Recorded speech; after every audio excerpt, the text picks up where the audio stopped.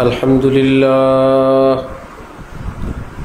لله وكفى وسلام على عباده الذين اصطفى أما بعد فأعوذ بالله من الشيطان الرجيم بسم الله الرحمن الرحيم لقد كان لكم في رسول الله أسوة حسنة وقال تعالى تبارك الذي بيده الملك وهو على كل شيء قدير الذي خلق الموت والحياة ليبلوكم أيكم أحسن عملا صدق الله مولانا العظيم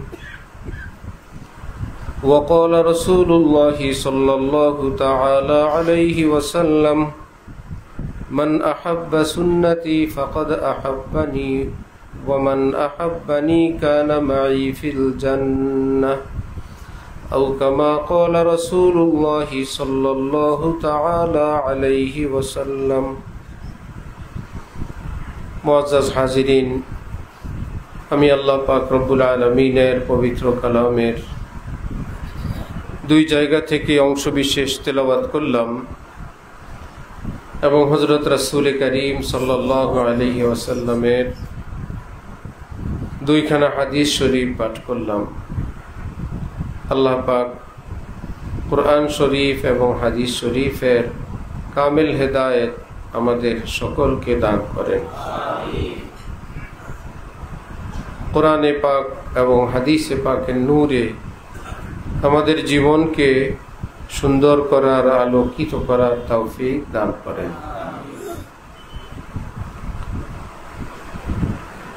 মাদ্রাসা মারকাজুস সুন্নাহ, খানকা চিশতিয়া, কাদরিয়া, ইমদাদিয়া दोनों नाम আমার পীর ও মুর্শিদ হযরত ওয়ালা দামাত বারাকাতুহুমের দেওয়া নাম। হযরতের দোয়া, তাওয়াজ্জুহ এর বরকতে প্রতিষ্ঠান এবং যা কিছু আছে সব কিছুই হযরত ওয়ালা দামাত বারাকাতুহুমের খাস দোয়ার বরকত। এখানে যখন জমিন আমরা ক্রয় করব, খালি জমিনের আইলের মধ্যে এসে হযরত ওয়ালা দোয়া করে গেছেন। খানকার নাম হযরত ওয়ালা নিজে দিছেন খানকা চিশতিয়া, কাদরিয়া, এমদাদিয়া। এর নিচে দুই লাইন লেখা আছে, এখানে প্রতি বৃহস্পতিবার আসরের পর থেকে আল্লাহর মোহব্বত এবং রাসূল সাল্লাল্লাহু আলাইহি ওয়াসাল্লামের সুন্নতের উপর দ্বীনি মজলিস ও জিকিরের মজলিস হয়। যে শব্দগুলো লেখা আছে এটা হযরত ওয়ালার হাতের লেখা। আল্লাহ পাক হযরত ওয়ালার বরকতে এই প্রতিষ্ঠানকে কিয়ামত পর্যন্তের জন্য কবুল ফরমান। যারা আপনারা কষ্ট করে আসেন বিভিন্ন জায়গা থেকে, দূর দারাজ থেকে, এক এক সময় এক একজনের কোরবানি, কষ্ট, রাস্তাঘাট, মেঘবাদল, ব্যবসা বাণিজ্য, দেশের পরিস্থিতি, কিছু না কিছু মোকাবেলা করেই আসতে হয়। এটাই সত্য কথা। যে আসেন ছোট বড় একটা কোরবানি করেই এখানে আসেন। আল্লাহ পাক সকলের কোরবানিকে লাখো কোটি গুণ বড় বানায় আল্লাহ কবুল করে নেন। সকলকে আল্লাহ পাক আল্লাহর মহব্বতের দৌলত দান করেন।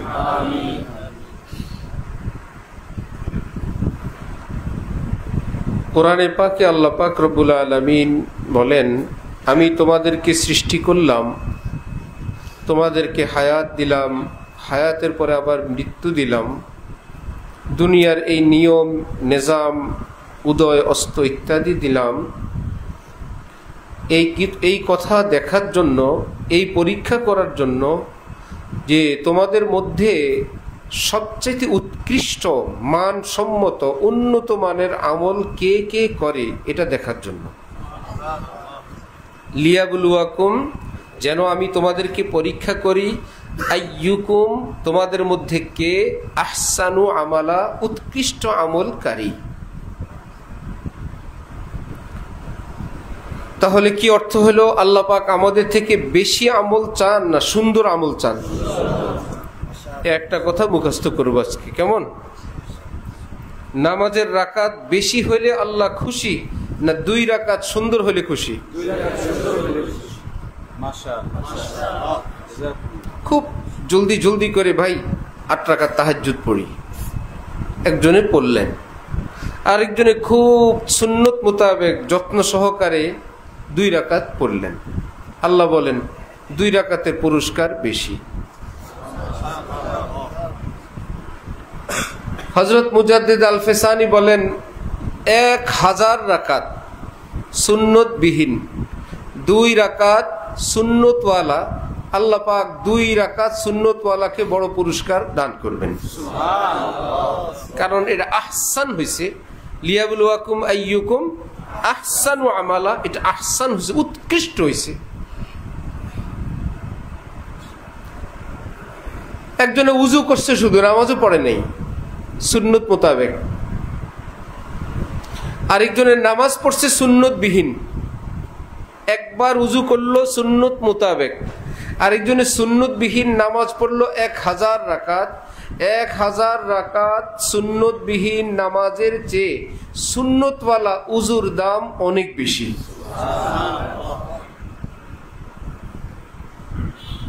তাহলে আজকে থেকে আমরা একটা নতুন করে পুরাতন কথা, পুরাতন জিনিস নতুন ভাবে সেটাকে আমরা আজকে থেকে মনে প্রাণে স্থির করব, জাগ্রত করব, স্মরণ রাখবো। আমল করা চাই সংখ্যায় বেশি না উন্নত? উন্নত। কারণ আমরা আমলটা হাদিয়া পাঠাই আল্লাহর কাছে, আল্লাহ আমি আপনার জন্য এটুকুন করলাম। আমি আমার শায়েখকে দেখছি, ওনার মতো মানুষ তো দুনিয়াতে ছিলেন, আছেন, থাকবেন, আমি দেখি নেই। ঠিক না? এটা আমার দোষ। হযরত আলী তার ছেলের কাছে টাকা পাঠাবেন কোনো প্রয়োজনে, অথবা হযরত আলীর ঘরে টাকা পাঠাবেন, সংবাদ আসছে কাজের লোকের টাকা ইত্যাদি ইত্যাদি টাকা, এত টাকা। পকেট থেকে টাকাগুলো বের করে হযরত আলী 2-3টা নোট পরে একটা নিচে রাখেন, আরেকটা পরে একটা নিচে রাখেন, নোটগুলো থেকে ফাঁকে ফাঁকে ফাঁকে ফাঁকে নিয়ে, কি ব্যাপার ভাই, এরা 5000 টাকা চাইছে, এই 5000 টাকা আমার কাছে যা আছে এর মধ্যে নতুনগুলো বাইসে বাইসে পাঠান। বুঝতেছেন? নতুনগুলো হযরত আলীর ছেলের কাছে দিবেন। হযরত আলীর ছেলে চাইছেন বা কোনো কাজে, ভাই এটা আমার ছেলের কাছে যাবে, যতটুকুন সম্ভব কচকচা টাকা, নতুন টাকা। একদম যদি না থাকে আশপাশে কাউকে জিজ্ঞেস করবেন তোমাদের কাছে সাফ টাকা নাই? শব্দ এটাই, সাফ টাকা, ময়লা ছাড়া, মানে নতুন টাকা। তো একদম নতুন টাকা আর কার কাছে থাকে? সবাই কি ব্যাংকের নোট নিয়ে ঘুরে? তো আমরা তো খুঁজি ওইটা, আপনার কাছে নতুন টাকা আছে। আমরা যে বেকুব, আমাদের সুয়ালও বেকুব। কয়জনের কাছে নতুন টাকা আছে? কিন্তু কিছুটা ফ্রেশ টাকা প্রায় সবার কাছে আছে, আছে না? একদম অচল, লাবুজ, পুরান, এর চাইতে ভালো টাকার নোট আছে না আমাদের কাছে? তো প্রশ্নটাও হযরত এমন করেন, তোমাদের কাছে সাফ টাকা নাই? জি হযরত আছে। পকেট থেকে বের করে যার যার কাছে যতটুকুন ফ্রেশ আছে, দেখা গেল ভালো, হ্যাঁ লো ভাই নো। কোথায় পাঠিয়েছেন? বড় কোনো পীর বুজুর্গের কাছে না নিজের ঘরের মানুষের কাছে? আচ্ছা, আরেকদিন কোন এক কথার ফাঁকে হযরত বললেন যে আমি আমার ছেলে মেয়েদেরকে, পরিবারের লোকদেরকে সামাজিকভাবে সে যতটুকুন সম্মানের অধিকারী হোক, আমার স্ত্রী, আমার সন্তান, কিন্তু সে তো একজন নাগরিক, একজন মানুষ, একজন এই বয়সের লোক, এই এলেমের লোক, এই পদের লোক, যতটুকুন সম্মানের সে হকদার, আমি সব সময় ওইটুকুন সম্মান দেওয়ার চেষ্টা করি। এই কথা আপনারা জীবনে শুনছেন? নিজের ছেলেকে ওইটুকুন সম্মান দেওয়ার চেষ্টা করেন। তাও কেমন বাবা? বাবা যদি অশিক্ষিত হইতেন, ছেলে বড় শিক্ষিত, তাহলে তো এরকম অশিক্ষিত বাবারা ছেলেরে স্যার বলে, আমাগো মাস্টার সাহেব, আমাগো ডাক্তার সাহেব বলে না, আমাগো মন্ত্রী সাহেব আসছেন, সেটা বলে। কিন্তু ছেলের চেয়েও তো বাবা পৃথিবী বিখ্যাত মানুষ, তিনি বলেন আমি আমার সন্তানদেরকেও ওইটুকুন সম্মান দেওয়ার চেষ্টা করি। যেই ব্যক্তি নিজের সন্তানকে এইটুকুন সম্মান দেন, যেই ব্যক্তি তাদেরকে দেওয়ার সময় একটু সুন্দর জিনিস দেন, তাহলে সেই ব্যক্তি যখন আল্লাহকে আমল দেন, কত সুন্দর আমল দেন।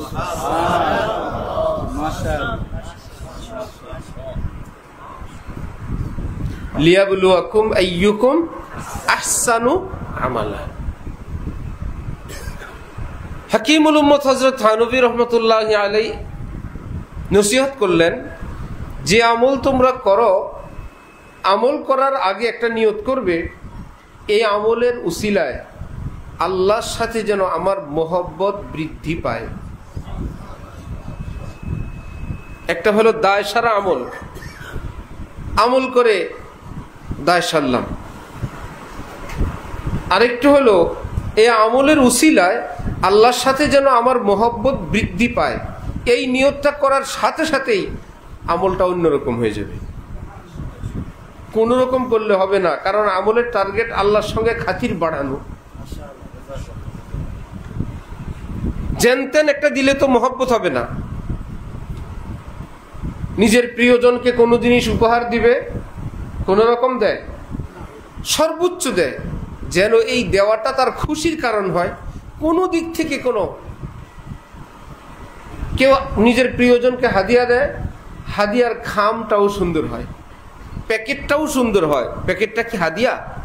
হাদিয়া তো ভিতরেরটা। আরে ভাই তুমি কি বুঝবো, আমি যাকে দিব সে যেন প্রথম নজরে প্যাকেটটা দেখেই খুশি হয়ে যায়, যে এত সুন্দর, এত সুন্দর পরিবেশনা, মেহমানের জন্য এত সুন্দর আয়োজন কেন, এটা তো খাবে না, সব তো আমি ফেরত নিব। প্লেট, বাটি, দস্তরখান একটা হইলেই তো হয়, যে না এটা একটা মেহমানের সম্মান, আমি আপনার জন্য দামি সিরামিক্সের প্লেট, বাটি, জগ, গ্লাস, এই তো সেট, এই তো এটা ঢাকনাওয়ালা, এই তো এটা গরম থাকার ব্যবস্থা, আমরা সর্বোচ্চ ব্যবস্থা করি। এগুলো কি মেহমান খায়? এগুলোর কারণে কি তরকারি তার কাছে বেশি মজা লাগে?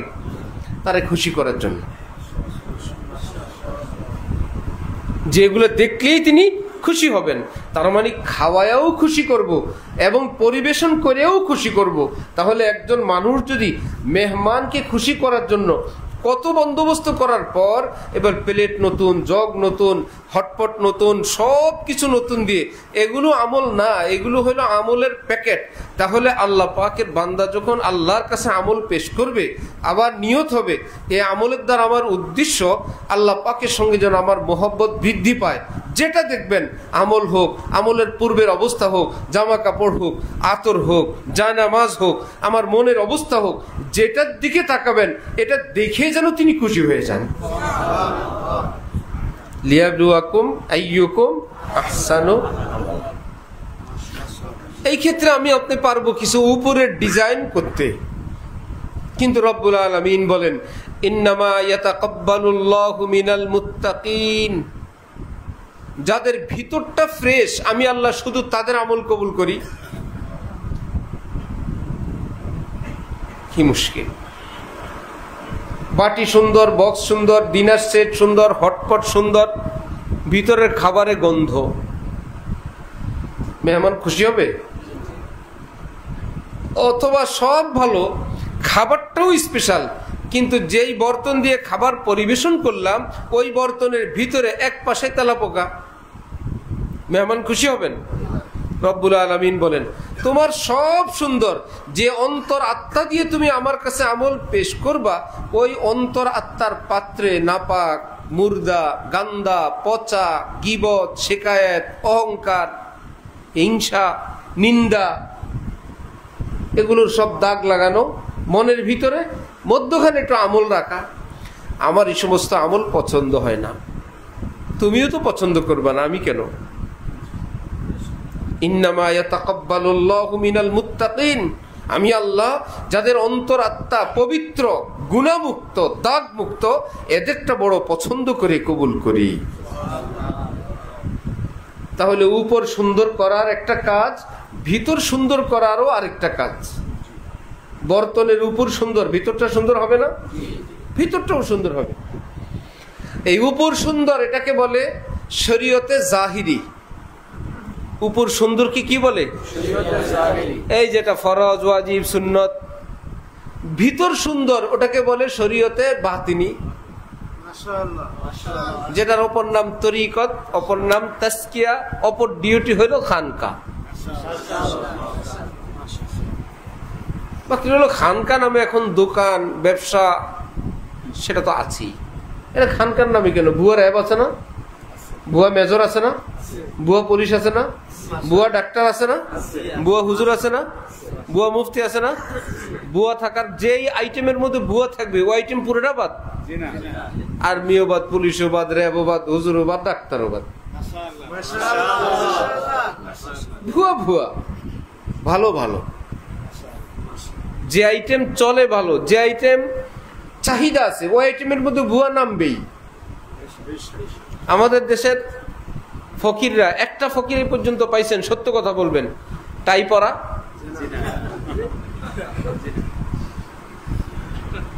যে ভাই বেচারা টাই পরে ভিক্ষা করে, এটা পড়লে ভিক্ষা দিবে না। কারণ কারো দিল গালাইতে হইলে মনে চাক আর না চাক এটা টুপি পরে আসতে হবে। এটা ফকিরেও জানে, জানে না? ভোটের আগে যদি কেউ জুমার দিন, জুমার সময় আশপাশে কোথাও মিটিং করে, ভোট কমবে না বাড়বে, মনে চাক আর না চাক মসজিদে যাইতে হবে। এটা মুসলমান দেশ, ঠিক না? মুনাজাত, দোয়া, দুরুদ, তসবিহ, নামাজ এগুলা মানুষকে দেখাইতে হবে। এগুলা কি অরিজিনাল? কি বলেন? যারা নামাজ পড়ে সারা বছর এরা নাকি ধর্ম ব্যবসায়ী, আর সারা বছর পড়ে না। যেদিন মেয়ের বিয়ের জন্য ছেলের গ্রুপ আসছে, ছেলের বাহিনী আসছে বাড়িতে শুক্রবার, এই বেচারা এখন সারা বছর একদিনেও জুমা পড়ে নাই। কিন্তু ছেলের পক্ষ যদি জানে মেয়ের বাপ জুমা পড়ে না, এই মেয়ে বিয়ে করবে না, এই নিয়তে এই বেটা জুমা গেছে। সব মসজিদের জুমাওয়ালারা আর এই জুমাওয়ালা একরকম না, বেশ কম আছে। এই বেটা অন্য মুসল্লিদেরকে বলে ধর্ম ব্যবসায়ী। যে মেয়ে বিয়ে দেওয়ার জন্য জুমায় গেছে, এই লোক অন্য যারা নিয়মিত জুমা পড়ে তাদের নাম রাখছে কি? ধর্ম ব্যবসায়ী। बहुत जटिल दिन। ख्वाजा अजीजुल हसन महजूब रहमतुल्लाह अलैह बोलेन, अजीब दुनिया का हाल है, जो है गुनाह हलाल है, आइब भी अज कमाल है, दुनिया गले का हार है, यही अगर बहार है, आग लगे बहार में। तो बहरा दुनियार अजीब अवस्था, सब उल्टा सब उल्टा सब उल्टा, उल्टाई এখন ভাও। কোন লোকের বউ স্রোতের মধ্যে নদীতে পানি আনতে গিয়ে স্রোতে পড়ে হারানো গেছে, সে বেচারা স্রোত যেদিকে যায় উল্টা দিকে খোঁজে। সবাই বললো, আরে বোকা, স্রোত যেদিকে গেছে মহিলা যদি পড়ে স্রোতের তালে ওই দিকে গেছে, তুমি উল্টা দিকে খোঁজো। সে বলে, তোমরা বেশি জানো, সারা জীবন সে উল্টা করছে, আমার বিশ্বাস মরার পরে উল্টা দিকে গেছে। আমি কি না বুঝা খুঁজি? তোমার বউ খুঁজলে তুমি বাও দিক যাও, আমার যেটা এটা মরার পরে উল্টা দিক গেছে, আমার এটা ধারণা, ওই জন্য আমি খুঁজি। তাহলে সবার হিসাব একরকম? বেদানায় দানা আছে কিনা? পুরাটার ভিতরে কি নাম? বেদানা। এটাই হয়ে গেছে, এটাই দুনিয়ার নিয়ম। একটা ইন্টারনাল কথা বলি, গোপন। আমি কয়েকদিন আগে আমাদের রুমের ভিতরে সদাই করতে গিয়ে আমরা কঠিন ধরা খেয়েছি। তো ধরা খেয়া ফেরত পাঠাইছি, দ্বিতীয়বারও নষ্ট। একটা প্লাস্টিকের দরজা, প্রথমবার ভাঙ্গা, দ্বিতীয়বার পাঠাইছি ফাটা, তৃতীয়বার দিছে আরো কঠিন ভাঙ্গা। একটা দরজা পরে আমার সাথী সঙ্গে এদেরকে বললাম, এখন আর আগের দিন নাই যে তুমি হুজুর মানুষ গেলে বলবা যে আশা করি আমার লোকে ধোঁকাবাজি আর করবে না। আর ওই লোক আমাকে দেখে হাসছে, যে খুশি হয়েছে। আমি বললাম, হাসি যদি ভালো কারণে হইলো তো ভালো, এরকম মানুষও আছে। কিন্তু এইরকম হাসির লোকও আছে যে ভাঙ্গা দরজাটা চালাইতে পারি না অনেক দিন, বুঝলেন না? আপনি আসছেন, আলহামদুলিল্লাহ, ঠিক না? এই পচা মালটা চালাইতে পারি না অনেক দিন। আপনি হুজুর মানুষ, আপনারা মানুষের দুঃখ বুঝবেন, দাড়িওয়ালা নামাজি, আপনি নেয়ার পরে পচা দাগে এটা লাগায় ফেলো, থাকবে যা হয়েছে। এক, যদি আমি ধরা খাইয়েই যে আপনার অপছন্দ হয়, আপনি ফেরত নিয়ে আসবেন। আপনি তো আমার মারবেন না, কারণ হুজুর মানুষ। গালিগালাজ করবেন না, হুজুর মানুষ। ওই সুখে এই বেটা আসে।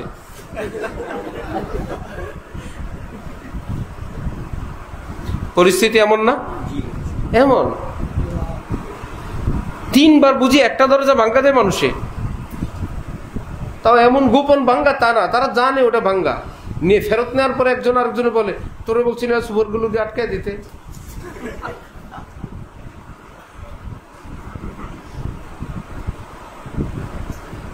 এখন এটাই চালাকি, যে এটা করতে পারে সেই ভালো, যেই ছেলেটা করতে পারে সেই বাবার কাছে হইলো সে ভালো ছেলে, ছেলেটা চালাক আছে, ভালো, ব্যবসা করে খাইতে পারবে। আর যেই ছেলেগুলো পারে না, বাড়িতে গিয়া মারে একটা পুত জন্ম দিছে, তুইও ব্যাকল, তোর ঘরে হইছেও ব্যাকল। এই দুনিয়া চলার মতো না।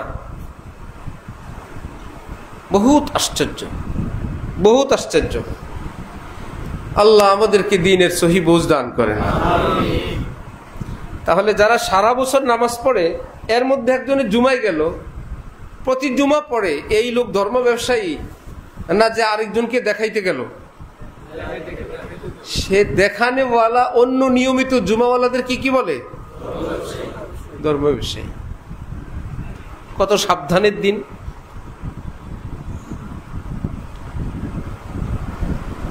এই বাংলাদেশের ইতিহাসে বাংলাদেশের কোন রাজনীতি, বাংলাদেশের কোন মানুষ, পাকিস্তানের কোন মানুষ, কেউ কোনোদিন বলছিল, পাকিস্তানিরা বলছিল বাংলাদেশটা আবার দখল করা দরকার? বাঙালিরা কোনোদিন বলছিল বাংলাদেশটা আবার পাকিস্তানের লোকে মিলানো দরকার? তারপরেও যারা নামাজি, এরা সব পাকিস্তান বানায় ফেলতে চায়। বাংলাদেশটাকে কি বানাইতে চায়? যারা ঘোষণা দেয় ভারত যেভাবে অখণ্ড ছিল, আবার এটাকে অখণ্ড ভারত বানাবো, একদম পরিষ্কার ঘোষণা দিয়ে এটাকে আবার ভারত বানাইতে চায়, এবং তার প্ল্যান, প্রোগ্রাম, পরিকল্পনা, খুঁটি লাঠি সব ব্যবস্থা করে ফেলে। তারপরও তারা হলো কি? বাংলাদেশের দেশপ্রেমিক নাগরিক। আপনাদের জানা মতে কোন একজন মানুষের 10 টাকা আছে পাকিস্তানে, যে বাংলাদেশে থাকে পাকিস্তানে টাকা পাঠায়? সত্যি কথা বলেন, যদি জানেন আমাদেরকে তথ্য দিবেন। হ্যাঁ, কেউ যদি থাকে পাকিস্তান, সেটা ভিন্ন হিসাব। এই দেশে কাজ করে, এই দেশে ব্যবসা করে, গোপনে গোপনে পাকিস্তান টাকা পাঠায়, পাকিস্তান ব্যাংকে টাকা রাখে, এরকম থাকলে আমাদেরকে জানাবেন, আমরা পুরস্কার দিব। আর ওই দিন থেকে আমরা এই কথা আর বলবো না। কিন্তু আপনাদের জানা মতো এই দেশে থাকে, ভারতে টাকা জমা রাখে, এরকম লোক আছে না নাই? তারপরেও তারা এই দেশের দেশপ্রেমিক। আর আলেম ওলামা, দিনদার, নামাজি যারা, আপনারা হইলেন পাকিস্তানপন্থী। যখন তখন দেশটাকে পাকিস্তান বানাই ফেলবেন।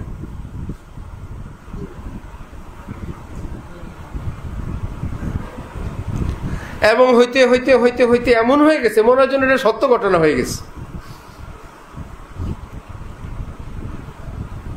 কোন থানায়, যে কোনো একটা থানায় চোরের লিস্ট, ডাকাতের লিস্ট, নেশাওয়ালাদের লিস্ট, খুনির লিস্ট, দর্শকের লিস্ট, চোরা কারবারের লিস্ট, অস্ত্র আমদানি উৎপাদনের লিস্ট আছে না?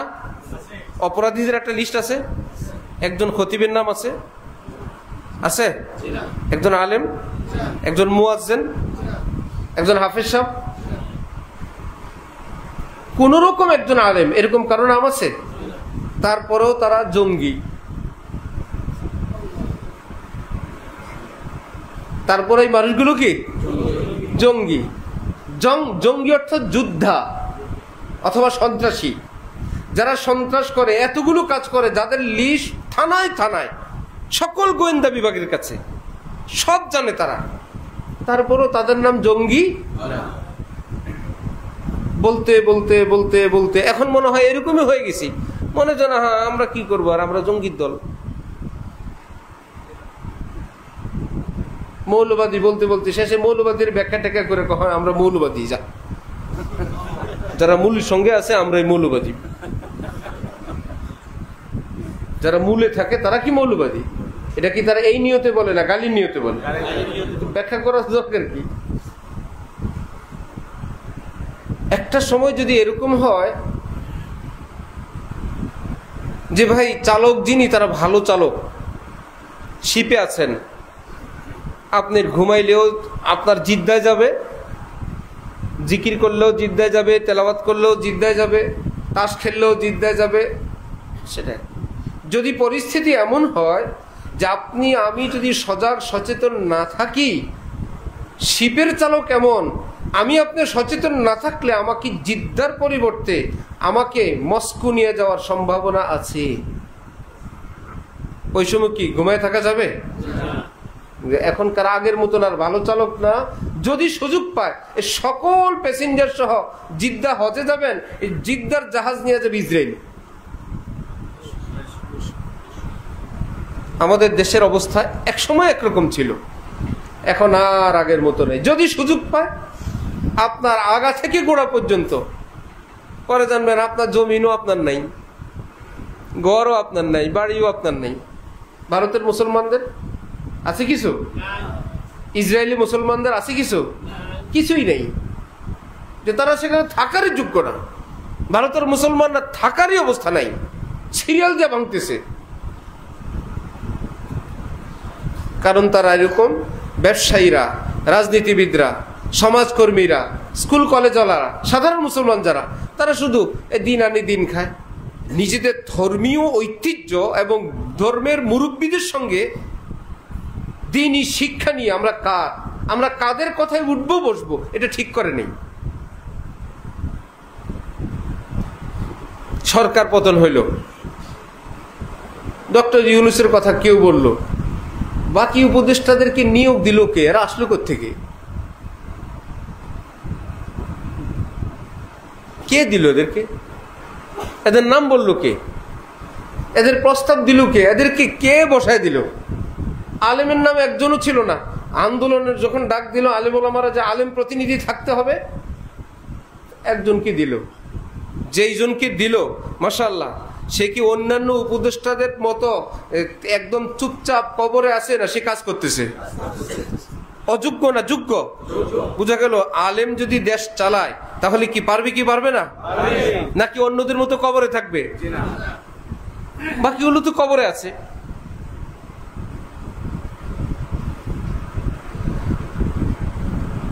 ইসলামের বিরুদ্ধে যদি কথা বলেন পত্রিকায় নাম আসবে। আপনি হলেন বাক স্বাধীনতার লোক, আপনার পক্ষে ইউরোপ আছে, আমেরিকা আছে, সুইজারল্যান্ড আছে, ভাই তুমি তাকে কেন আঘাত করো? সে বলছে তুমি আদালতে যাও, তুমি পারলে কিছু একটা বলো।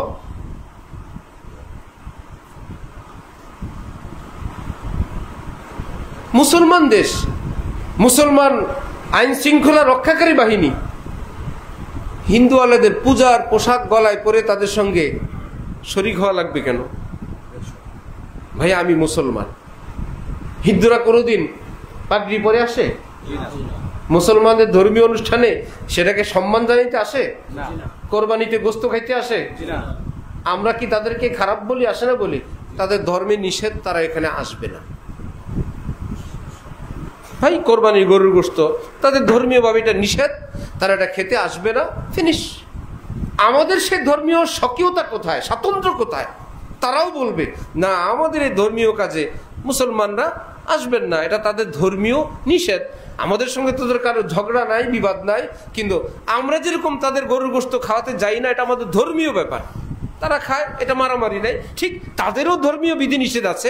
আমরা রাষ্ট্র হিসাবে আমাদের সুযোগ সুবিধা সব দেয়, কিন্তু আমাদের মতন এই সব কিছু করার জন্য তাদের বিধিনিষেধ আছে। এই জন্য আমাদের যারা রাজনীতিবিদ, তাদের কি এই আলেম আছে? হিন্দুরা হিন্দু ধর্মের উপর থাকার জন্য ওই এলেম আছে। মুসলমান মুসলমান ধর্মে থাকার জন্য কি নাই? এলেম নেই। ছোটবেলা থেকে এইভাবে পড়ানো হয়েছে। হিন্দুরা যারা হিন্দু, তারা তাদের ঠাকুর চিনে, মেজো ঠাকুর চিনে, বড় ঠাকুর চিনে, তাদের একদম হেড অফিস ইন্ডিয়া পর্যন্ত সব জানে। জানে কিনা? পূজার দিন জানে এবং কি করতে হয় সব জানে। কিন্তু মুসলমান মন্ত্রী হোক, সেও বলতে পারবে না এই দেশের হক্কানি শ্রেষ্ঠ আলেম কে কে, বলতে পারবে না। যে ভাই আমি বিপদে পড়লে কোন আলেমের কাছে যাব? ভাই ধর্মীয় ব্যাপার, এটা আলেমের ব্যাপার। যে আমার একজন, এই দেশে তো 10 জন আলেম আছে, 20 জন আলেম আছে, কেউ নেই। বহু আগের থেকে, স্বাধীনতার আগের থেকেই, যখন ভারত ভেঙে পাকিস্তান হয়, এই কথার উপর হয়েছিল পাকিস্তানটা একটা ইসলামী রাষ্ট্র, ইসলামী সংবিধান অনুযায়ী চলবে। এই কথার উপর একটা দ্বিজাতি হিন্দু রাষ্ট্র, একটা মুসলিম রাষ্ট্র। এই রাষ্ট্র হইল যে কোরআন হাদিসের উপর এই রাষ্ট্রটা চলবে। সেই দিন থেকে প্রতারণা শুরু। দেশ ভাগ হয়েছে, কোরআন অনুযায়ী চলতে দেয় নেই। এরপরে যখন আবার আমাদের স্বাধীনতা হয়ে গেল, পাটে পাটে পাটে পাটে কোনোদিন আলেমদেরকে জাতীয়ভাবে কোনো সম্মান মর্যাদার আসনই দেওয়া হয় নাই। কারণ এই সম্মানটুকুন দিলে জাতির কাছে স্পষ্ট হয়ে যাবে ইনি একজন গ্র্যান্ড মুফতি, ইনি একজন সর্বশ্রেষ্ঠ আলেম, তাহলে তার কাছে সবাই যাবে। এই অবস্থানটাই সৃষ্টি হয় নাই, যার জন্য এই দেশে এত বড় বড় আলেম গেল। না আলেমের নামে কোনো সরকারি স্থাপনা আছে, না কোনো রোড আছে, না কোনো সরকারি ব্যবস্থাপনা আছে, না তাদেরকে সেই সম্মাননা আছে। ওনার জন্য একটা আউট আইটেম। নাস্তিকের নামে রোড আছে, মুরতাদের নামে রাস্তা আছে, মুরতাদের নামে মিলনায়তন আছে, মুরতাদের নামে এভিনিউ আছে, তাদেরকে জীবিত রাখার। আবার তাদের মৃত্যুবার্ষিকী রাষ্ট্রীয়ভাবে পালন করার ব্যবস্থা আছে, তাদের সেই কালচারটাকে জীবিত রাখার জন্য সব কিছু আছে। একজন আলেমও যায় না এরকম, একজনও হইল না এই দেশে। Master plan. অথচ এইরকম উপদেষ্টাদের মধ্যে যদি 10 জন উপদেষ্টা আলেম হইতো, আফম ও খালিদ যদি 10 জন হইতো, 5 জন হইতো, কি ক্ষতি হইতো দেশের? আফম ও খালিদ কি অমুসলিমদেরকে সব পূজা বন্ধ করে দিছে? সবকে মুসলমান হওয়ার জন্য চাপ দিছে? ভাই তোমরা তা তোমাদের ধর্মীয় অনুষ্ঠান পালন করো। এই জন্য কাজের লোক এবং ধর্মীয় ব্যক্তিত্ব, ধর্মীয় শিক্ষা, এটাকে মাস্টার প্ল্যান করে একটা ঐচ্ছিক, একটা পিছনের জিনিস, একটা নিচু জিনিস, এটা আন্তর্জাতিকভাবে এবং আমার দেশীয় একটা চক্র আছে, কোনোভাবে যেন উঠতে না পারে।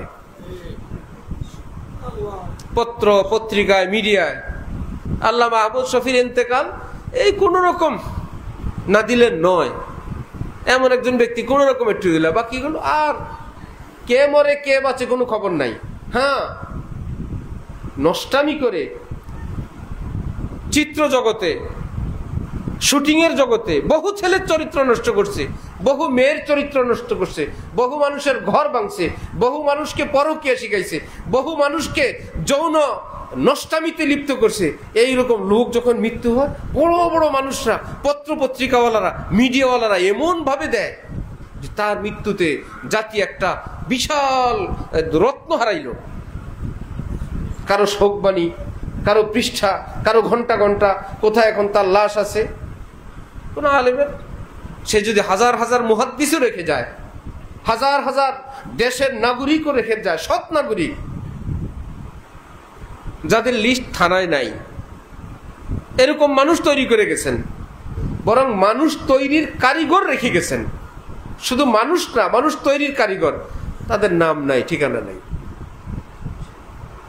বিদেশ থেকে টাকা এনে বা দেশীয় কোন অর্থায়নে লুপাট ফাঁকে কিছু ছেলে মেয়েদেরকে এক জায়গায়, কি এটা শিশু পল্লী, এখানে শিশুদেরকে ফ্রি খাওয়ানো হয়, এতিম মা বাবা নাই যাদের তাদেরকে খাওয়ানো হয়। তাদেরকে রাষ্ট্রীয়ভাবে কি দেওয়া দরকার, যে জাতীয় পদক দেওয়া দরকার।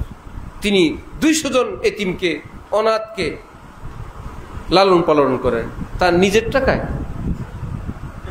বিদেশ থেকে টাকা আসে 2000 জনের, খাওয়ায় 200 জনকে। অথবা 200 জনের জন্য যেই পরিমাণ আসে সেই পরিমাণের মধ্যে বহু রকমের দুর্নীতি হয় খাওয়া দাওয়ায়। এই ছেলেগুলো যেখানে এরকম শিশুদের লালন পালনের সমাজ কল্যাণের আছে, কয়টা সেখান থেকে মানুষ হয়ে বেরিয়েছে? যে সরকারিভাবে খাওয়া পড়া ব্যবস্থা শিক্ষা দেওয়ার পর সেখান থেকে বের হয়েছে বিসিএস ক্যাডার, সেখান থেকে বের হয়েছে সচিব, সেখান থেকে বের হয়েছে এসপি, সেখান থেকে বের হয়েছে প্রধান শিক্ষক, সেখান থেকে বের হয়েছে সচিব। দেখাইতে পারবেন কেউ? কোন রকম জীবন খেয়াল হয়ে বড় হওয়ার পর বেশ বড় হয়ে গেছে, তাদেরকে ছাড়ছে না। সেখানে শিক্ষা আছে না, দীক্ষা আছে না, পরিবেশ আছে না, চরিত্র শিক্ষা আছে। চরিত্র নষ্টের খবর তো আসতেই থাকে, তারপরেও তারা সমাজের মস্ত বড় সেবক। এক একটা মাদ্রাসা, এক একটা কওমি মাদ্রাসা, 1 টাকা সরকারের অনুদান নাই।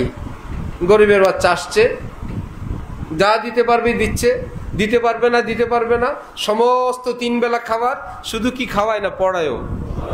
কোন রকম পড়ায় না, হাফিজ বানায়। খালি হাফিজ না, আলেমও বানায়। আলেম বানায় না, মুফতিও বানায়। কেমন মুফতি? দুর্বল না শ্রেষ্ঠ? এদের কোনো অবদান সমাজের উপর নাই। মনে হয় যেন এরা বিদেশি নাগরিক পড়ায়।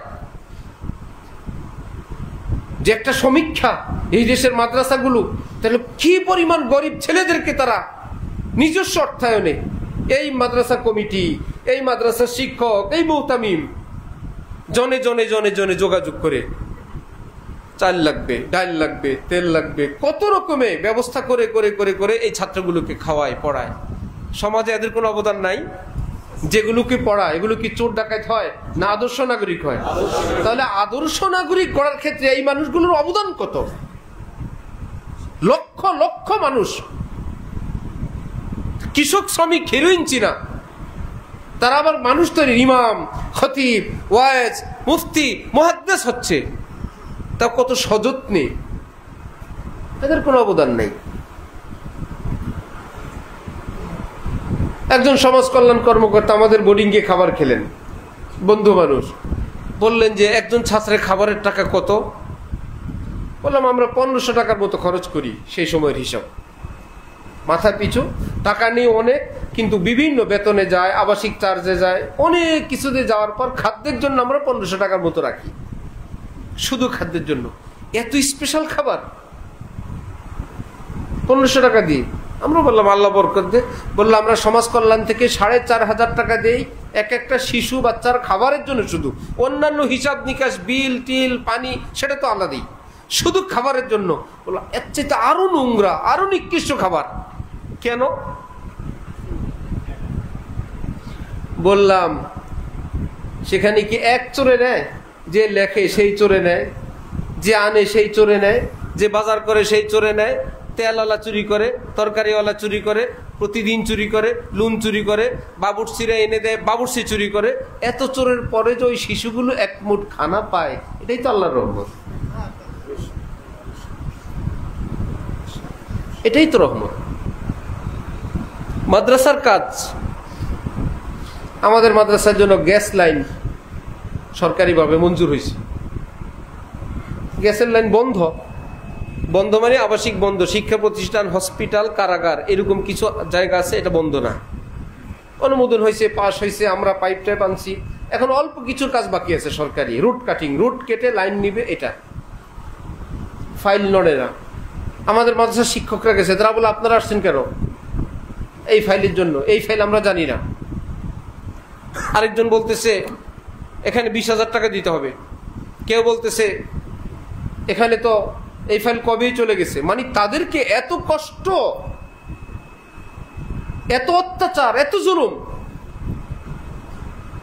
মাদ্রাসার নামে ফাইল, মসজিদ মাদ্রাসার নামে এই গ্যাসটা, এটার পরেই যখন এরকম, আপনারা আল্লাহর কসম করে বলেন সরকারি অফিস আদালতের সঙ্গে আমার আপনার যতটুকুন সম্পর্ক এবং যাতায়াত আছে, আমরা কি সেই কর্মকর্তা কর্মচারীদের থেকে একদম খুব সুন্দর সেবা পাই না কষ্ট পাই? তারপরেও তারা ভালো। আজীব কঠিন অবস্থা। হালাল নাই, হারাম নাই, জায়েজ নাই, না জায়েজ নাই, পরকাল নাই, কাকে খাওয়াবো? আমরা মাদ্রাসার পানির বিল দেয় প্রায় 90,000 টাকা। ওয়াসাকে, ঢাকা ওয়াসাকে প্রায় 90,000 টাকা বিল আসে।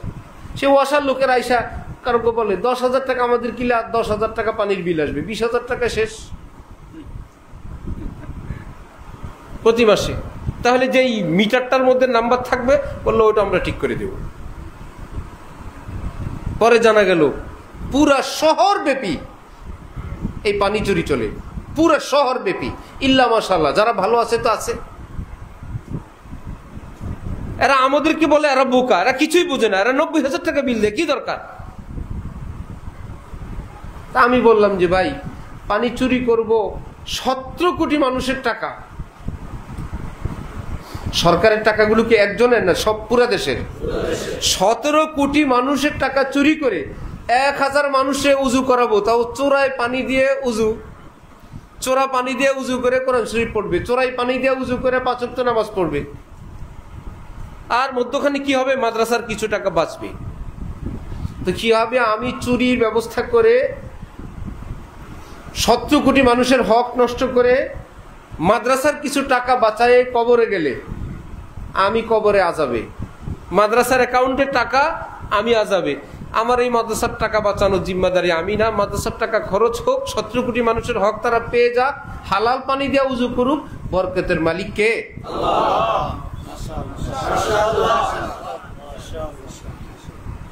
আমি ভাষা দিয়ে বলতে পারবো না।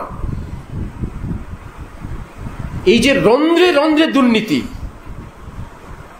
ছোট্ট একটা কারণ হলো আমরা মুসলিম হিসাবে তলাবুল ইলমি ফারিজাতুন আলা কুল্লি মুসলিম, সকল মুসলমানের জন্য মুসলিম হয়ে বেঁচে থাকার এলেম অর্জন করা ফরজ।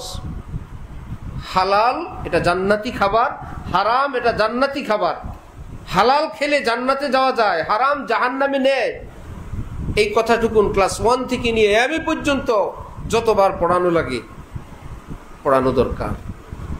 এই কথা পড়ানো দরকার। আলাম ইয়ালাম বিআন্নাল্লাহ ইয়ারা, হে দুর্নীতিবাজ, হে চোর ডাকাত, তুমি কি জানো না আল্লাহ তোমার দিকে তাকায় আছেন?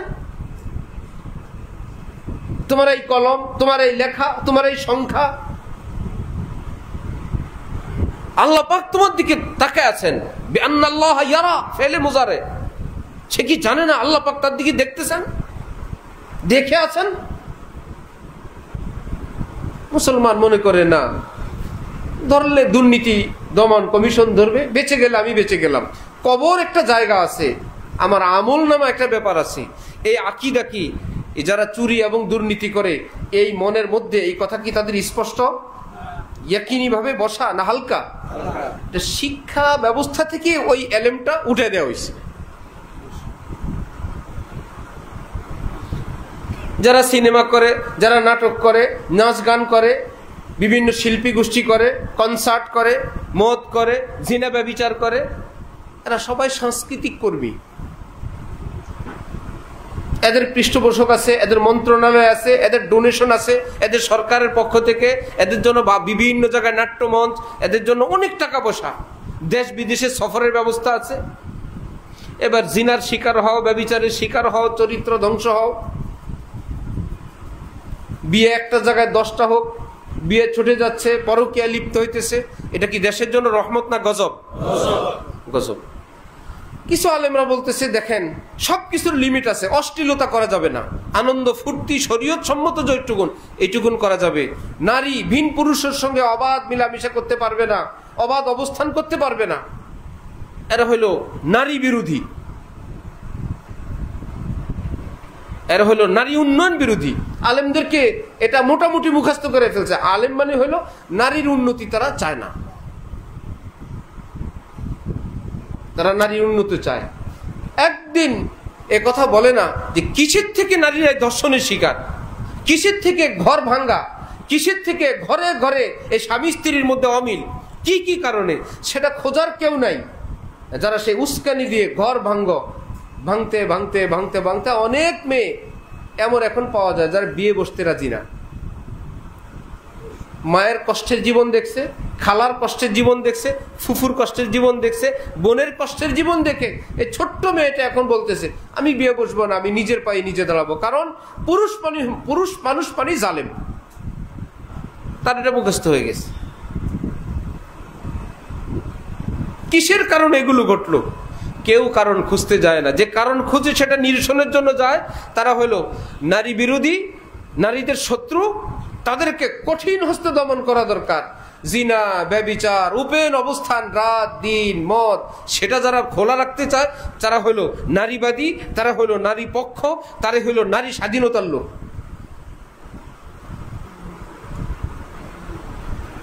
এই জন্য আমার ভাইয়েরা, আমরা তো ছোট্ট একটা ঘরের মধ্যে বসে আর কি করব?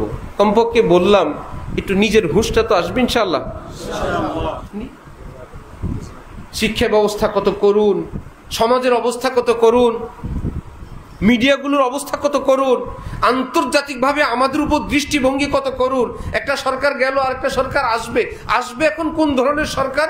কিছুটা ইসলাম মাইন্ডের সরকার আসবে, উপদেষ্টাও যদি হয়। এর মধ্যে একদিন দুই দিনে খেলা খেলে কোত্থেকে কতগুলো চোর, বাটপার, মরা, আদা মরা, নাস্তিক, এই যে উপদেষ্টা পরিষদ হয়ে গেল।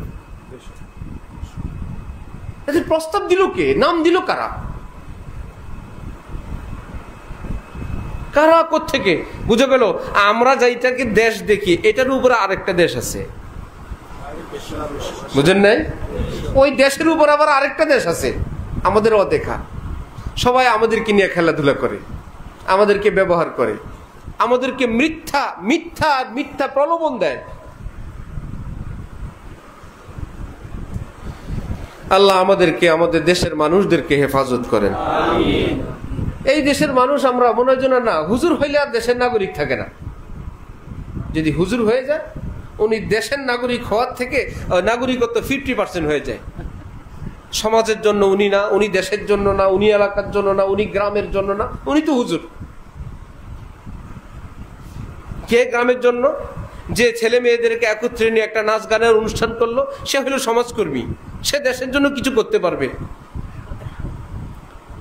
এর মধ্যে যদি সে নেশার ব্যবসাও করে, অস্ত্রের ব্যবসাও করে, সন্ত্রাসীও করে, চাঁদাবাজিও করে, এতে অসুবিধা নাই, সে সমাজের সবার সঙ্গে মিশে আছে। আর আমাদের দেশের মানুষদের এমন এক অবস্থা, কোন এলাকায় কিছু দুষ্ট লোক একটা গলির মধ্যে দাঁড়ায়া হঠাৎ কোন মানুষ এই পথ দিয়ে পার হবে, যে কেউ, এখন এক বেটা ঢুকছে এখান থেকে, এই তুমি এই পথে আসছো কেন? এটা পথ, এদিক থেকে যে কেউ যাইতে পারে, আমি আসছি কেন আসলাম? এমন এক অবস্থা। এখন বললো তোমার শাস্তি, হয়তো তুমি 100টা কাঁচা পেঁয়াজ খাবা অথবা 100টা জুতার বাড়ি খাবা। আশ্চর্য কথা, এমন একটা ভাবসাব 8-10 জন মিলে তারে ধরছে।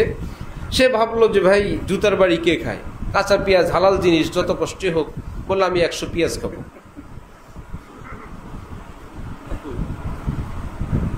পেঁয়াজের ঝাঁজ এই কষ্টে একটু পরে বলতেছে, ভাই আমি যে কটা পেঁয়াজ খেলাম, বাকিটা আমার জুতার বাড়ি দেন। যখন জুতা দিয়ে পিটান শুরু করলো, ব্যথায় এখন বলে একটু থামেন, আমি তাহলে পেঁয়াজই খাই।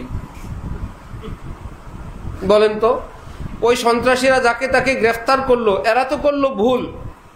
নিরপরাধ যে লোকটা, রাস্তা পথ, এখানে সব মানুষ যাবে, সেও যাবে, সে যে 2টার একটা মেনে নিছে, এটা কি তার ঠিক হয়েছে? সে বলা দরকার ছিল আমি জুতাও খাবো না, পেঁয়াজও খাবো না, আমার ইচ্ছা আমি এই পথে যাব, আমি স্বাধীন মানুষ, ঠিক না? আমাদের দেশের লোকেরা জুতা পেঁয়াজের জন্য ঠিক হয়ে গেছে।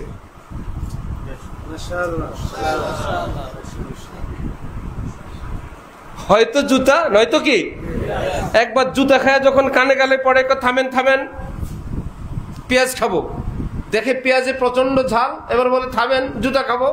কি ভাই, এই দেশে থাকতে হলে কি জুতা আর পেঁয়াজই খাওয়া লাগবে? এই কথা বলতে পারবো না আমরা জুতাও খাবো না, পেঁয়াজও খাবো না,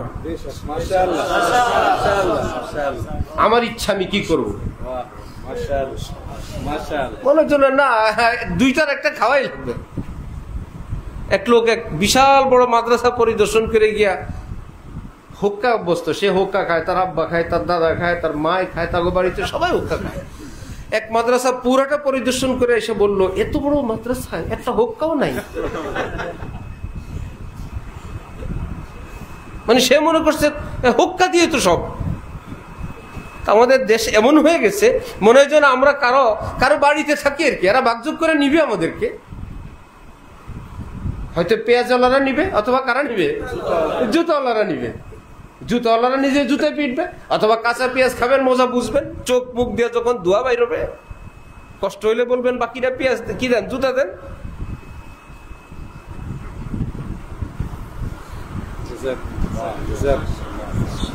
সময় মতন যাকে চেয়ার বসানোর বসায় দিবেন, আর 5 বছর চিলেবেন, আল্লাহ বিচারাইতে গেলে টাকা লাগে, ওনার কাছে যাওয়া যায় না, কাছের লোক তো বহুত খারাপ। আবার আশপাশ থেকে কয়েকটা শয়তান আছে, জোয়ান আছে, বুড়া শয়তান যদি বুড়া হয় তাহলে কি ভালো হয় না পাকা শয়তান হয়? তাল গাছ যদি 5 বছর হয় তাহলে কি সার কম? তাল গাছের বয়স যদি 80 বছর হয় কাইতে হয়ে পড়ে যাবেন, আরো মজবুত হয়েছে। তওবা করে যদি বুড়া ভালো না হয়, এই শয়তানি সহ যদি বুড়া হয়, তাহলে বুড়ার শয়তানের মধ্যে কি পিএইচডি হয় না? এরকম বুড়া পাশের থেকে বলে দিবে, থাক ভাই এখন এরকমই, দেশ তো এরকমই, ওই কিছু টাকা পয়সা দিয়ে বিচারের ব্যবস্থা করা লাগবে। এটা সমাজ মেনে নিছে, একদম সবাই মিলে মেনে নিছে।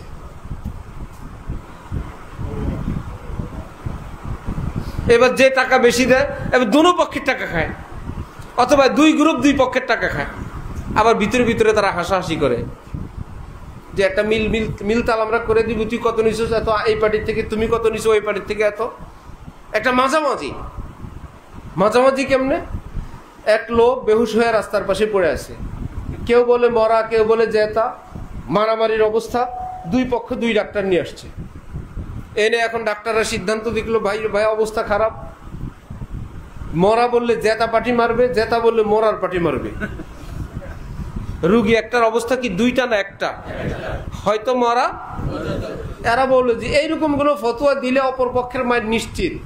এরা এখন সবকিছু দেখে টেকে বললো, আল্লাহর রহমতে রুগী সব ঠিক আছে, মাথা থেকে পা পর্যন্ত সবকিছু কি ঠিক আছে, সামান্য সমস্যা শুধু জানডা বাইরে হয়ে গেছে।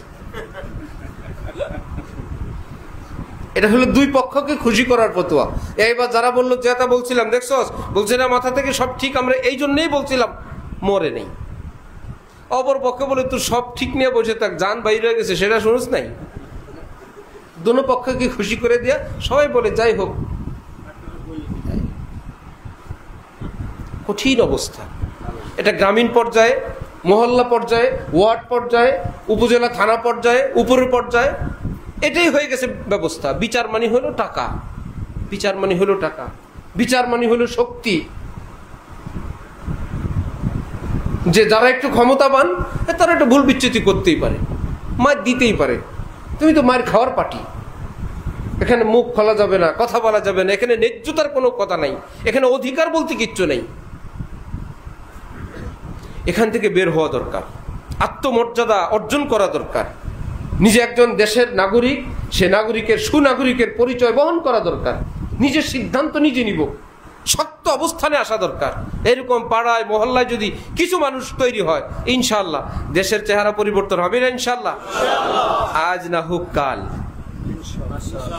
নদীর পাড় ভাঙে এক ঢেউয়ে ভাঙে, জি না, ঢেউ বেচারায় বছর বছর ঢেউ দিয়ে আঘাত করতেই থাকে।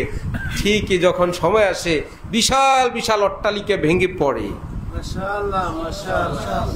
আঘাত করতে থাকবো হক নিয়ে, সত্য নিয়ে। অন্যায়ের প্রাসাদ ভেঙে পড়বেই পড়বে ইনশাআল্লাহ।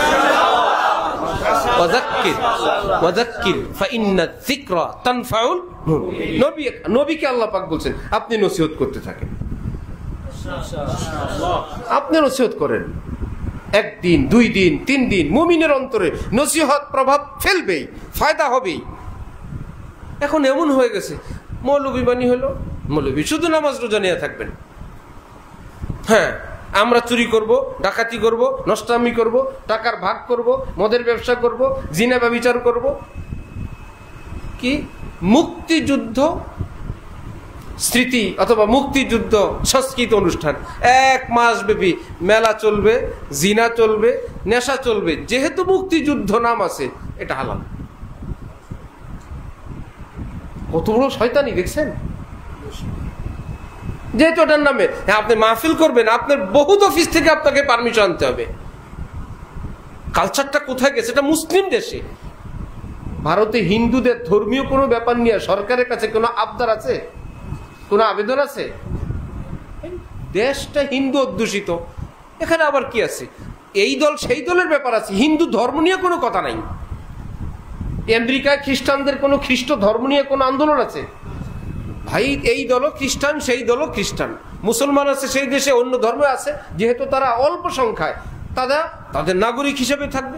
তা আমাদের দেশে 90% মুসলমান, এই দল যাক আর সেই দল যাক, কমপক্ষে ইসলামের ব্যাপারে তো আমরা একটু নিরাপত্তা বোধ করবো যে মুসলমানরা এই দল যাক আর সেই দল যাক, আমাদের কোরআন নিয়ে, হাদিস নিয়ে, দাড়ি নিয়ে, মাদ্রাসা নিয়ে, মসজিদ নিয়ে, মাহফিল নিয়ে, ইসলাম নিয়ে, কারণ যারা যাবে তারা তো মুসলমান। কিন্তু আজকে আমরা সেই নিরাপদে, তার মানে এমন লোক নামধারী মুসলমান, তারা ক্ষমতায় যাবে, নামী মুসলমান, কিন্তু তারা সম্পূর্ণ ইসলাম বিদ্বেষী, অথবা ভোট কালেকশনের জন্য যা বলা লাগে, যা করা লাগে। ভিতরে ভিতরে জিনার লাইসেন্স, মদের লাইসেন্স, চুরির লাইসেন্স, বিদেশের সঙ্গে অন্যায় চুক্তি, মাদ্রাসা মসজিদের উপরে বিশাল বড় নজরদারি, কত রকমের। যে আলেমরা উত্তরবঙ্গে মুসলমান নাস্তিক বানায় ফেলছে, খ্রিস্টান বানায় ফেলছে, কাদিয়ানি বানায় ফেলছে, আলেম ওলামারা গিয়ে সেই মুসলমানদেরকে বুঝায়, ভাই এটা তো ঠিক না। বললো এতদিন পরে আসছেন, আচ্ছা ঠিক আছে, আমি কালেমা পড়ে আমি আমার ধর্মে ফিরে গেলাম। তাদেরকে জেলে যাওয়া লাগে, তারা জেলে যায়। আর যারা এই মুসলমানদেরকে খ্রিস্টান এবং কাদিয়ানি বানাইতেছে, তারা এলাকাকে এলাকা দখল করতেছে, কিনতেছে, তাদের কোনো জেলও নাই, জুলুমও নাই, দেশের কোনো আইন তাদের জন্য নাই। রোহিঙ্গা ক্যাম্পে এনজিওদের সমস্ত কাজ চলতেছে, কিন্তু বক্তব্য কায়েম করা মুশকিল। 10-12 লক্ষ রোহিঙ্গা ক্যাম্পে এরকম যদি সামনে আরো 10-12 বছর মক্তব মুক্ত শিক্ষা ব্যবস্থা এনজিওরা চালায়, এদের দিয়েই বাংলাদেশ বিরোধী যুদ্ধ শুরু হয়ে যাবে।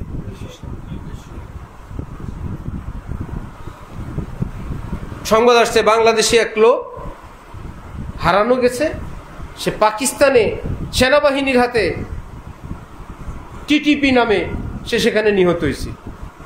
অথচ খবর পাওয়া গেছে বাংলাদেশ থেকে গেছে ভারত, ভারতের থেকে গেছে পাকিস্তান। তাহলে যেখানে ট্রেনিং পাওয়া দরকার সেখানে গিয়ে ট্রেনিং নিছে। বাংলাদেশ থেকে গেলেও ট্রেনিং এর জায়গায় ট্রেনিংয়ে গিয়ে ইসলামী ওয়ালা হয়ে পাকিস্তান গিয়ে নিহত হয়েছে। তাহলে এর জবাব কি মুসলমানরা দিবে না ভারত দিতে হবে? না, এর জবাব আমাদের কি দিতে হবে? তোমরা কোন ট্রেনিং দিয়ে সেখানে গিয়ে তাকে পাকিস্তান রাষ্ট্রের বিরুদ্ধে কাজে লাগালা? এই জন্য তালেবে ইলম ভাইয়েরা যারা মজলিসে আছেন, আপনারা বা আমরা আমাদের বয়ান আগে পরে শুনেন যারা, আমি আগে বলছি, কোনো বেনামি, কোনো গোপন দল অথবা হক্কানি আলেম ওলামাদের ব্যাপক ওপেন যারা থাকেন, এদের একদম সরাসরি সমর্থন এবং সরাসরি সাপোর্ট এবং পৃষ্ঠপোষকতা ব্যতীত কোনো দল, কোনো সংগঠনে যোগ দেওয়া যাবে না। খুব কঠিন। এই দেশে ইহুদিদের দল আছে, খ্রিস্টানদের দল আছে, কাদিয়ানিদের দল আছে, ইহুদিদের দল আছে, অমুসলিমদের দল আছে, বহু রকমের ইসলামের নামে। বহু আগে হাদিসের বাজার যখন গরম, মানুষ হাদিস শুনলেই কথা শুনে। আমাদের উস্তাদরা শুনেছেন, এক লোক বাজারে গেছে বেগুন বেচতে, কেউ বেগুন নেয় না। এক সাথী দুষ্ট বললো, আরে মেয়ে বেগুন বেচা এতক্ষণ লাগে? হাদিসের এক অর্থ হইল নবীর হাদিস, আর হাদিসের শাব্দিক অর্থ হইল কথা। হাদিসের শব্দের অর্থ কি? কথা। সে বললো তুই একটা জালিয়াতি কর, তুই বলবে বাইরে একটা হাদিস শুনেন, তোর নিয়ত হবে কি বাইরে একটা কথা শুনেন। কিন্তু যারা শুনে তারা কি মনে করবে? হাদিস। ভাই ও এক হাদিস শুনো, সব লোক তো মুসলমান বাজার মধ্যে, ভাই এই লোক হুজুর কি হাদিস, বেজুঙ্গা খানা বহুত বেহতার আমল হ্যাঁ, বেগুন খাওয়া বহুত উত্তম আমল। বাজারের মধ্যে যেহেতু হাদিস বলে হুজুর ছাড়ছে, মুহূর্তের মধ্যে বেগুনের বস্তা খালি হয়ে গেছে। আরে বাবা, তরকারি তো একটা নিবই, যেহেতু একটা হাদিস বেজন নিয়েছে। কারণ মানুষ তো এত কিছু জানে না। আমাদের দেশে সহজ মুসলমান একটা লোক এসে যদি সারা বছর নষ্টামি করে, নষ্টামিদের সর্দারি করে, একবার এসে যদি বলে, আমাদের দেশের মানুষ এতটা সহজ সরল, থাক আমাদের নেতা উনি, সে কে, তার কালচার কি, তার গোড়া কি, সে কি চায়, সে কোন দলের, কোনো কিছুই জানার প্রয়োজন নেই। এই জন্য আল্লাহ পাকের কাছে দোয়া করব, নিজেরা নিজেদের পরিবার পরিজন আপনজন ছেলে সন্তান তাদের ব্যাপারে সচেতন থাকবো, তাকে কোথায় পড়াই কোথায় দেই এই ব্যাপারে খেয়াল রাখবো। হাকিমুল উম্মত হযরত থানভী নফরাল্লাহু মারকাদাহু বলতেন, তোমাদের ইংরেজি শিক্ষিত ছেলেদেরকে আমাদের কাছে আনবা, আমি ওয়াদা করলাম নামাজের কথা বলবো না, দাড়ির কথা বলবো না, পায়জামা টাকনোর উপর উঠতে বলবো না। হযরত থানভী তো মুজাদ্দিদ ছিলেন, তিনি জানতেন আরে আমাদের সঙ্গে যোগাযোগ হইলে কমপক্ষে তো ছেলেটা নাস্তিক হবে না, বেটা নাস্তিক হবে না, আজ হোক আর কাল হোক নামাজি হয়ে যাবে, দাড়িওয়ালাও হয়ে যাবে, কোরআনওয়ালা হয়ে যাবে।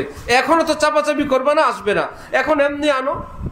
আমার হযরতুল্লাহর কাছে বিভিন্ন ভার্সিটি ছেলে পেলে আসে, দুইটা আছে ঢাকা বিশ্ববিদ্যালয় থেকে, ইচ্ছা করে আসে। হযরত বলে এতদিন আসো, শয়তান টুপি কই তো গো, টুপি টাপি পরে আসছে।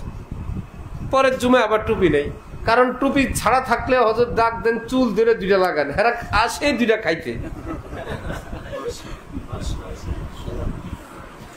হযরতের জন্য একটা ফুলের তোড়া নিয়ে আসেন, হযরতওয়ালা চামেলি ফুল খুব রাখেন। ভাই ভাই এই যে মহব্বতটা, তারা দেখতেছে এই হুজুর ভালো, কিচ্ছু বলে না, দাড়ির কথাও বলে না, চুলের কথাও বলে না, একদম সবাই আমরা সাদা জামা পায়জামা আর গেঞ্জি আর একটা প্যান্ট পরে আসে গেল, কতগুলো বড় চুল, টুপিও নেই, হযরতওয়ালা রুমে বসে আছে, আসতেছে। এই যে একটা মহব্বত, এটা দামি। একদিন সেই কানবে, সেই নামাজি হবে, সেই বলবে আমি আলেমদের কাছে দেখছি তাদের কত উদারতা, কত আখলাক, অমুককে এটা বলছেন, অমুককে এটা বলছেন, আমার সামনে হাজার স্মৃতি তার অ্যাকাউন্টে জমা হচ্ছে না, হাজার হাজার স্মৃতি। আর আমি আপনি হলে আগামী সপ্তাহে একদম দাড়িওয়ালা টুপিওয়ালা হয়ে আসবা, সে বললো সালামুন আলাল মুরসালিন, আজও গেলাম কালও গেলাম। তাহলে হাজার হাজার যে দ্বীনি রত্ন তাকে ট্রান্সফার করার একটা ব্যবস্থা ছিল, সেটা বন্ধ হয়ে গেল না। আমাদের অবস্থা হলো এরকম গরম ওয়াজ এবং নগদ ওয়াজ। যে কোনো ভাবে মুসলমানদেরকে মাদ্রাসার সঙ্গে জোড়ান, স্কুল কলেজে ছেলেদেরকে জোড়ান, দ্বীনি মা বোন যারা আছেন অন্যান্য মেয়েদেরকে দ্বীনের সঙ্গে জোড়ান, কোনো না কোনো ভাবে একটা উৎসূত্রে জুটতে জুটতে একদিন না একদিন আসবেই। সবাই তো আর হুজুর হবে না, সব পিসাব সাইকুলাদিস হবে না, এই দেশের নাগরিক হবে, বিভিন্ন পদে পদে পোস্টে পোস্টে যাবে। এরা যদি আলেম মুখী হয়, এরা যদি মাদ্রাসা মুখী হয়, এরা যদি পরকাল মুখী হয়, দেশে শান্তি হবে, চুরি কমবে, দুর্নীতি কমবে, জিনা ব্যভিচার কমবে। তাহলে দেশে কি গজব হবে না রহমত আসবে? আল্লাহ আমাদেরকে দ্বীনের বুঝ দেন, আল্লাহ আমাদেরকে এবং আমাদের দেশের সকল মানুষকে দ্বীনের সহি বুঝ দান করেন। শুরুর কথা আবার বলে শেষ করি, আল্লাহ আমাদেরকে শেষ করছেন আমল বেশি করার জন্য না সুন্দর করার জন্য? সুন্দর করতে হলে জানতে হবে যে কেমনে আমল সুন্দর হয়। এক এক জিনিসকে সুন্দর করার এক এক পদ্ধতি। গাড়ির ডেকোরেশন আর বাড়ির ডেকোরেশন এক।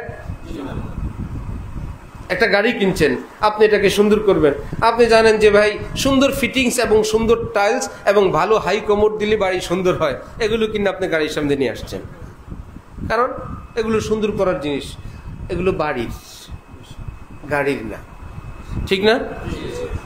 এবার আপনি কতগুলো কসমেটিক্স কিনে নিয়ে আসছেন বাড়ির জন্য, বাড়ি সুন্দর করবেন, আলতা, lipstick, lip liner, eye liner, makeup, এগুলা বাড়ির না নারীর? এগুলা নারীর। মাশাআল্লাহ মাশাআল্লাহ। নারী সুন্দরের জন্য এই কসমেটিক্স, বাড়ি সুন্দরের জন্য এটা, গাড়ি সুন্দরের জন্য সেটা, আছে কিনা? এক এক জিনিস সুন্দরের এক এক সিস্টেম। আমল সুন্দর করার সিস্টেম, জীবন সুন্দর করার সিস্টেম হযরতে মুহাম্মদুর রাসূলুল্লাহ সাল্লাল্লাহু আলাইহি ওয়াসাল্লাম। আল্লাহ পাক বলেন নবীকে আমার ভীষণ সুন্দর লাগে। তোমরা যদি কেউ সুন্দর হইতে চাও নবীর মতন সুন্দর হয়ে আসো।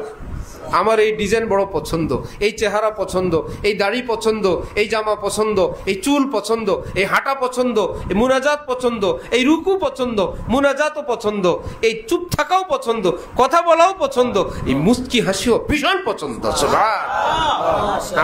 আমার নবীকে আমার অনেক ভালো লাগে। কেউ যদি আমার কাছে ভালো হইতে চাও নবীর মতো নকল করো, ওয়াদা করলাম আমি তোমাকেও ভালোবাসবো। তাহলে আমল সুন্দর করার জন্য পদ্ধতি সুন্নতের তরিকা মানে থাকবে। সুন্নত কি এই সুন্নত বললে সুন্নত হয়ে যাবে না শিখতে হবে? কোন আমলে কি সুন্নত, কোন আমলে কি সুন্নত, কোন আমলে কি সুন্নত শুরু করবে ইনশাআল্লাহ। আল্লাহ পাক তৌফিক দান করুন। ওয়া আখিরু দাওয়ানা আলহামদুলিল্লাহি রাব্বিল আলামিন। বসছিলাম একদম 8:30টার নিয়ত করে, 8:30টায় ছুটি দিয়ে দেব। হ্যাঁ পানি দেওয়া আগে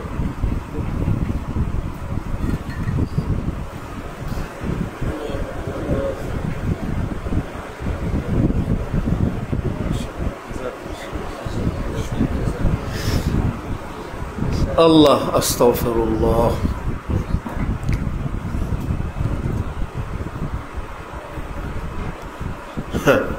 কোন এলাকায় ইমাম সাহেবের ছেলে হয়েছে, অনেক লোক নামাজ ছেড়ে দিছে। কার দুনিয়া কারে ভালো মনে করবো?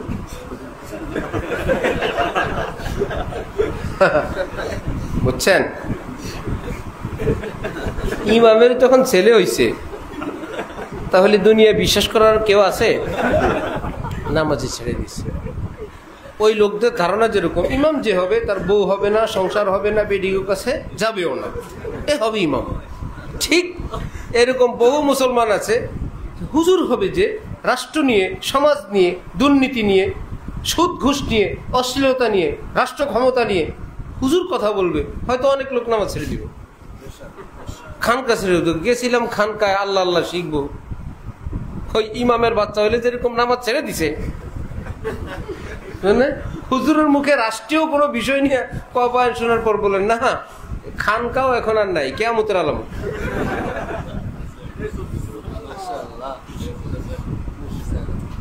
বহুত খারাপ না, ইমাম বহুত খারাপ ভাই। রাসূল সাল্লাল্লাহু আলাইহি ওয়াসাল্লাম এই পৃথিবীর রাষ্ট্র পরিচালনার সর্বোৎকৃষ্ট উদাহরণ এই পৃথিবীতে রেখে গেছেন।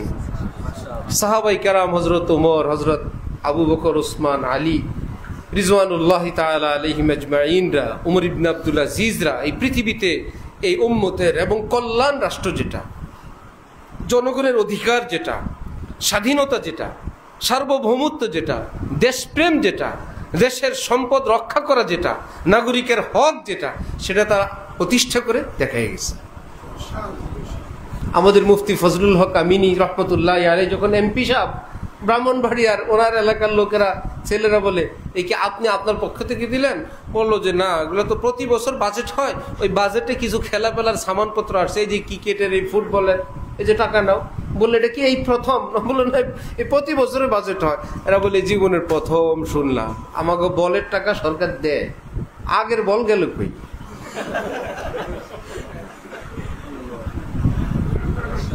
অসংখ্য বাজেট আছে, এগুলো এই পর্যন্ত এগুলো ওপেনই হয় নাই, কেউ জনগণ জানেই না এই নামে একটা বাজেট আছে। আপনার জানতে যাওয়া নিষেধ, আপনি জানতে গেলে আপনার পিছনে নামাজ পড়বে না, বুঝেন নাই? যেহেতু হুজুরের ছেলে হইলে নামাজ ছেড়ে দিছে, এই অবস্থা। আল্লাহ আমাদের দেশের মানুষের এই চিন্তা চেতনার মধ্যে আল্লাহ পাক পরিবর্তন আনেন। আল্লাহ পাক তৌফিক দিলে চলতি মাসের শেষের দিকে উমরার সফরের নিয়ত আছে ইনশাআল্লাহ। আমাদের ফ্যামিলি, বড় করে ফ্যামিলি, আমার ঘরের বাচ্চারা, মা, আমার আব্বা আম্মা, শ্বশুর শাশুড়ি, আমার 2 ভাই, আল্লাহ রহমতে মার্কাজুল ইহসানের অনেক ছাত্র, শিক্ষকরা কয়েকজন, হইতে হইতে যেহেতু অনেক সময় নিয়ে প্রস্তুতি নিলাম, জানতে জানতে আমাদের বন্ধু বান্ধব অনেকেই তাদের পরিবার নিয়ে যাবেন, অনেক বন্ধু বান্ধব। দোয়া করেন আল্লাহ যেন সবকিছু সুন্দরভাবে সুষ্ঠুভাবে ব্যবস্থা করেন, যাওয়ার তৌফিক দান করেন। এজন্য আগামী মাসের মাসিক মজলিস মুলতবি থাকবে, এটাই স্বাভাবিক এই রুটিনের মধ্যে। বাকিটা যেহেতু 30 অক্টোবর সফর, 13ই নভেম্বর দেশে আসার প্রোগ্রাম ইনশাআল্লাহ। আমি একটু অসুস্থ, ঠান্ডা অনেক দিন, আমার শ্বাসকষ্ট, আবার গলায় কিছু কষ্টের জন্য চিকিৎসার জন্য বিভিন্ন ডাক্তার পরামর্শ হয়েছে, হয়তো দেশের বাইরে এর আগে হয়তো যাওয়া লাগতে পারে। যদি হয়ে যায় কাগজপত্র চিকিৎসার জন্য যাওয়া লাগতে পারে, দোয়া করবেন আল্লাহ সুস্থ করে দেন ইনশাআল্লাহ। দুরূদ শরীফ পড়ি। আল্লাহুম্মা সাল্লি আলা সাইয়্যিদিনা মুহাম্মদ ওয়া আলা আলি সাইয়্যিদিনা মাওলানা মুহাম্মদ ওয়া বারিক ওয়া সাল্লিম।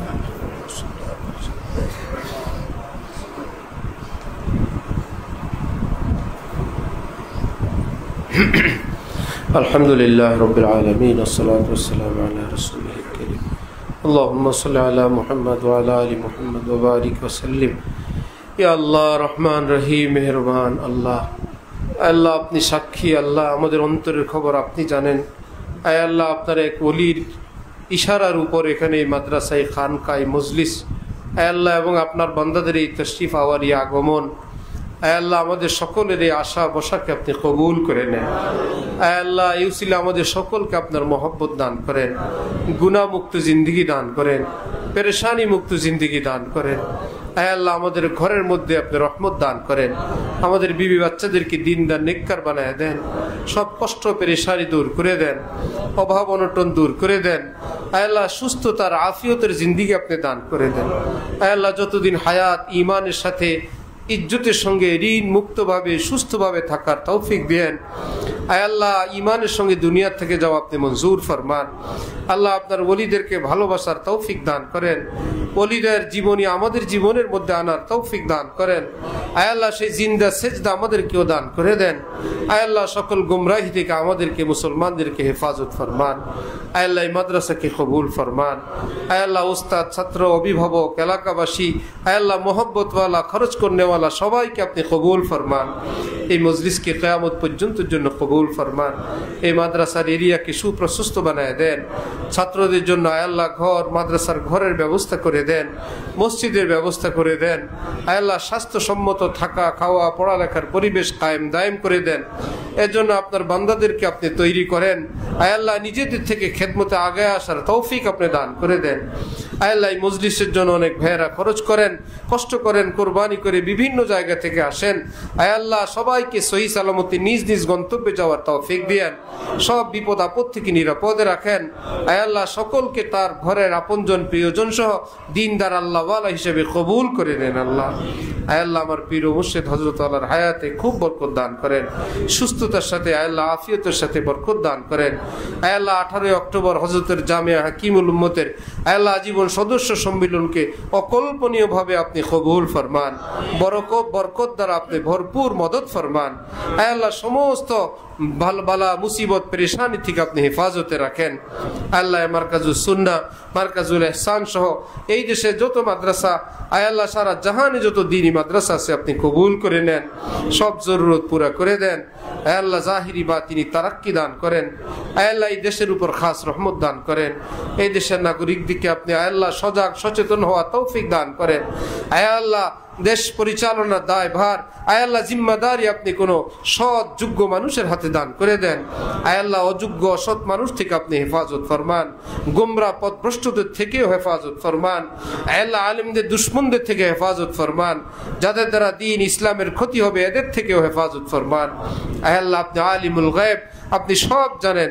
আয় আল্লাহ আমাদের জন্য, দেশের জন্য, সকল স্তরের জনগণের জন্য, দেশের সম্পদের জন্য যারা উত্তম উৎকৃষ্ট, আয় আল্লাহ আপনি কুদরতিভাবে এইরকম শাসকবৃন্দ আপনি দান করে দেন। আয় আল্লাহ আমাদের শিক্ষা ব্যবস্থাকে আপনি আয় আল্লাহ আমাদের দিন ধর্মওয়ালা হওয়ার ব্যবস্থা করে দেন। আয় আল্লাহ ভিতরে বাইরে জানা অজানা, দেখা অদেখা যত ষড়যন্ত্র আপনি সব নস্যাৎ করে দেন। আমাদের দেশকে সুবিশাল বানায় দেন, শক্তিশালী বানায় দেন, ঋণ মুক্ত করে দেন। আয় আল্লাহ, আয় আল্লাহ যারা ভুল পথে উপার্জন করে আয় আল্লাহ এই পথ পরিহারের তৌফিক দান করে দেন, হালাল ভাবে রুটি রুজির ব্যবস্থা করে দেন। আয় আল্লাহ আমাদের আপনজন যারা কবরবাসী তাদের কবর আযাব মাফ করে দেন। আয় আল্লাহ তাদের ভুল বিচ্যুতি মাফ করে দেন। আয় আল্লাহ উপস্থিত সকলের দিলের নেক মাকসুদ আপনি কবুল ফরমান। সুবহান রাব্বিকা রাব্বিল ইজ্জাতি আম্মা ইয়াসিফুন ওয়া সালামুন আলাল মুরসালিন ওয়ালহামদুলিল্লাহি রাব্বিল আলামিন। সাল্লাল্লাহু